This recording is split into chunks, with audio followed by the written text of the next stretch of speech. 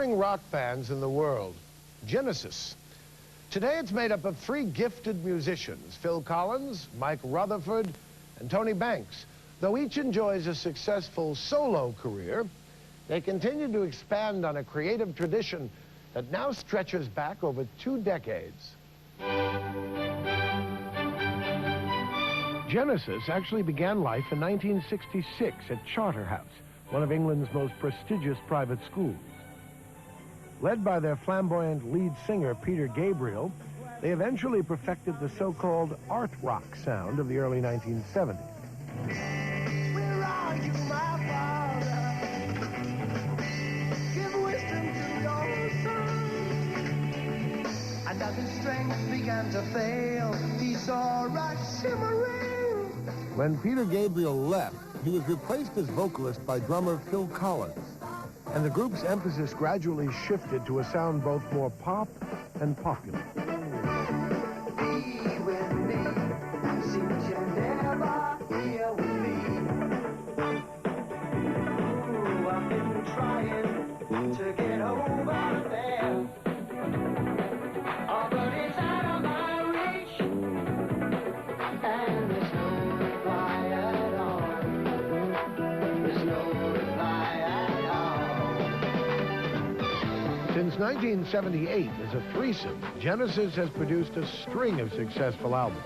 Their biggest seller to date was their 1986 smash, Invisible Touch.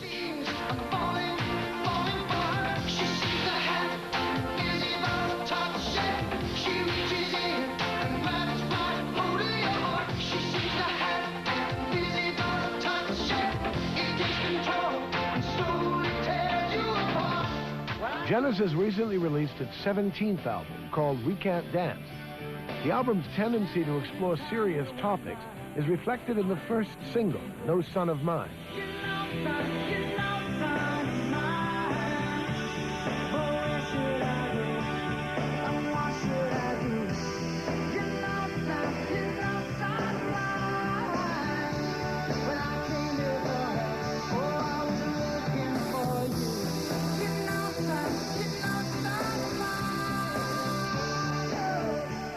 Welcome, Genesis. Welcome, Phil Collins, Mike Rutherford, Tony Banks. Welcome. You guys, how are you? I'm very well, thank you. How are you? Very well. Thank you for asking. Well, you're kind of old rockers, aren't you? You've been around for quite a while. They come older. Oh, yes, indeed, they do. But we don't want to get too serious here. The new album is quite serious. No danger of that, right? Quite serious. Yeah. Not a lot of love songs on it.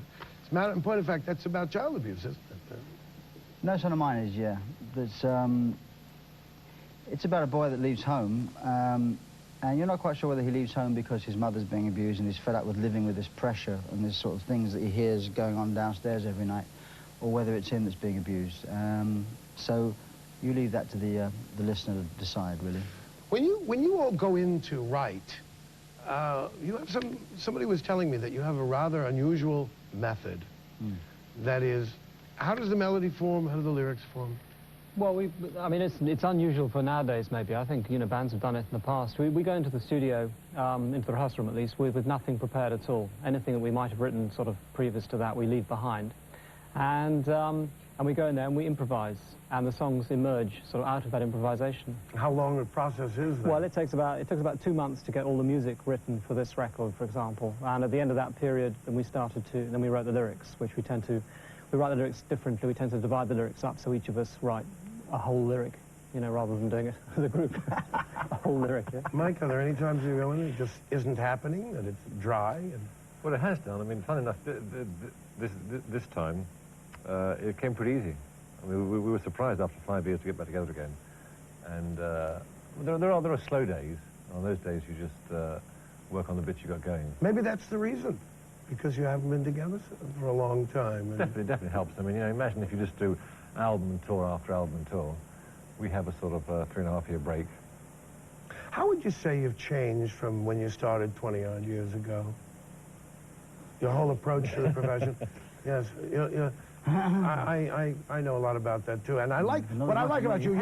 You don't fluff it around. You know, I stopped that myself.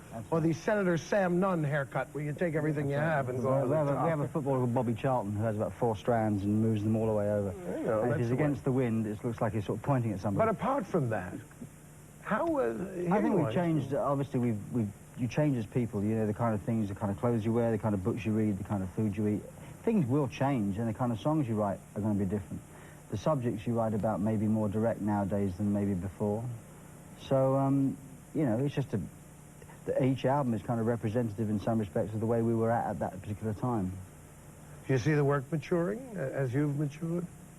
Not as much maturing. I think it just changes. You know, as Phil says, one changes as you get older. Things change different. I think what we perhaps these days we don't embellish the songs to quite the same degree as we used to. And sometimes we found that the embellishments were kind of distracting from the actual essence of the song. More economy? Yeah, that's it. Economy. That's it. We're just making it more direct and getting across the point with more economy, certainly.